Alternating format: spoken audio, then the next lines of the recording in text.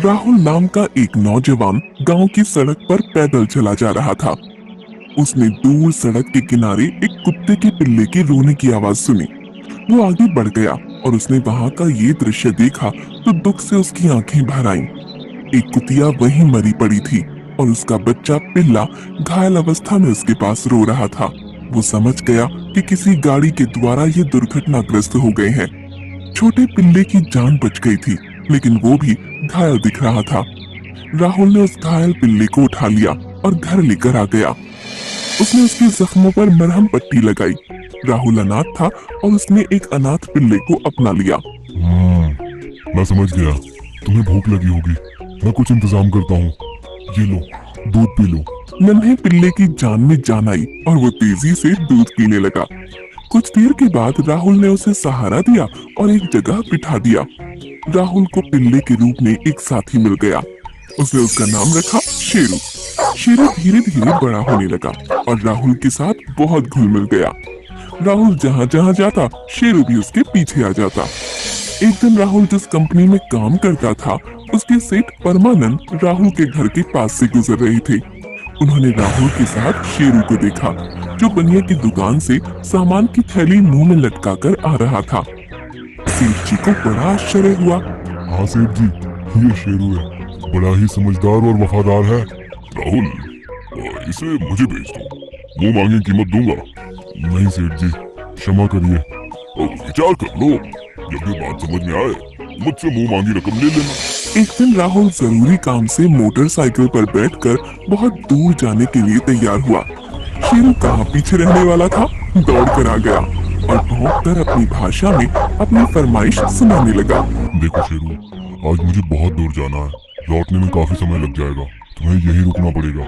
शेरू ने राहुल की बात नहीं मानी और जिद करने लगा। शेरू, तुम बहुत समझदार हो, हमेशा मेरी बात मान लेते हो, लेकिन आज जिद क्यों कर रहे हो? जैसे कह रहा था, मुझे लेकर चलो, मुझे भी लेकर चलो। शेरू की जिद के आगे राहुल को झुकना ही पड़ा। राहुल ने उसे अपने साथ बिठा लिया और मोटरसाइकिल हवा से बातें करने लगी। राहुल को पहले ही देर हो चुकी थी, इसलिए वो बाइक को तेजी से चलाने लगा। शेरू उसे भौंककर आहिस्ता चलने का इशारा करने लगा। राहुल तेज गति से बाइक चलाता गया। अचानक सामने एक सुअर आ गया। मोटरसाइकिल उससे टकराकर घसीटती हुई चली गई। राहुल और शेरू दूर जाकर सड़क के किनारे गिर पड़े। राहुल को काफी चोटें आईं और वो सड़क के किनारे बेहोश हो गया। शेरू भी घायल हुआ, लेकिन उठ खड़ा हुआ। वो चलकर अपने मालिक राहुल के पास पहुंच गया और उसे उठाने की कोशिश करने लगा। राहुल को होश नहीं आया। उसके जख्मों से खून बह रहा था। शेरू को अपने मालिक की फिक्र हो गई। उसकी जिंदगी बचाने वाला राहुल आज जिंदगी और मौत के बीच सांसें ले रहा था। शेरू दौड़कर सड़क के बीच खड़ा हो गया। गाड़ियों को रुकाने के लिए प्रयत्न करने लगा। उसके मुंह में राहुल का खून से सना हुआ लाल रंग का रुमाल था, जिसे दिखाकर वो आने वाली गाड़ियों को रुकाना चाहता था। कुछ गाड़ियां रुकी नहीं, चली गईं, लेकिन शेरू ने हिम्मत नहीं हारी। एक गाड़ी रुक गई। शेरू कार चालक को लेकर राहुल के पास पहुंच गया। ओह, ये तो बहुत घायल है, बेहोश भी है। अरे, तुम भी तो घायल हो। अपने दर्द भूलकर अपने मालिक को बचाने में लगे हो। चलो, मैं तुम्हारे मालिक को हॉस्पिटल पहुंचाऊंगा।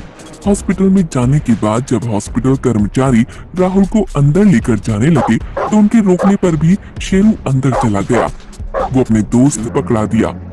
राहुल को राशि देखकर चक्कर आ गया। उसने झट से अपने सेठ के नाम एक चिट्ठी लिखी और शेरू के मुंह में पकड़ा दी। शेरू, ये चिट्ठी ले जाकर मेरे सेठ जी को दे देना। वो आकर हॉस्पिटल का बिल भर देंगे, तभी मुझे यहाँ से छुट्टी मिलेगी। शेरू ने मुंह से चिट्ठी पकड़ी और सेठ जी के घर की तरफ दौड़ पड़ा। सेठ जी ने उसके मुंह से चिट्ठी ले ली और पढ़कर मुस्कुराने लगे। देखो शेरू, मैं तुम्हारे दोस्त के हॉस्पिटल का बिल भर दूंगा, लेकिन उसके बदले मैं तुम्हें खरीदना चाहता हूँ। तुम्हें मेरे साथ रहना होगा। बोलो, मंजूर है? सेठ जी की बात सुनकर शेरू को अपने बचपन की याद आ गई, जब उसे घायल अवस्था में राहुल ने सड़क से उठाकर उसका इलाज किया था और अपने घर में शरण दी थी। शेरू ने तुरंत कुत्ते को पहनाने वाला पट्टा जो पास में रखा था, मुंह से उठाकर लाकर सेठ जी को दे दिया। सेठ जी समझ गए। उन्होंने शेरू को अपने घर में बांध लिया और कार से जाकर राहुल के हॉस्पिटल का बिल भी अदा कर दिया। राहुल को इस बात की जानकारी हो गई कि उसका प्यारा शेरू अपने आप को बेचकर सेठ द्वारा हॉस्पिटल के बिल को अदा करवा चुका है। राहुल घर में पहुंचकर शेरू की अनुपस्थिति में बहुत दुखी हुआ। उसने खाना भी नहीं खाया। वो सेठ जी के घर पहुंच गया। उसने खिड़की से झांक कर देखा तो उसका प्यारा शेरू पट्टे से बंधा हुआ था। उसके सामने खाना रखा था, लेकिन वो खा नहीं रहा था। राहुल की आंखों में आंसू आ गए और वो चुपचाप घर लौट आया।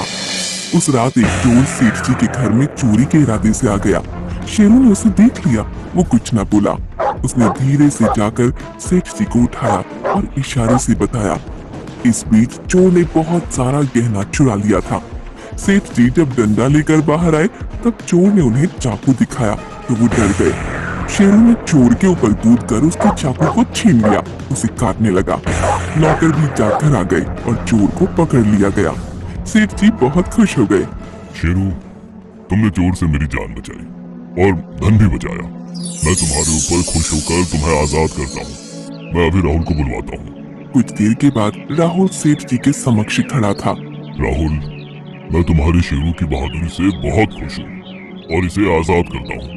आज से इसके मालिक तुम ही रहोगे। मैं जानता हूँ ये तुम्हारे बिना और तुम इसके बिना नहीं रह सकते हो। इतना कहकर सेठ जी ने शेरू को इशारा किया और शेरू दौड़कर राहुल से लिपट गया।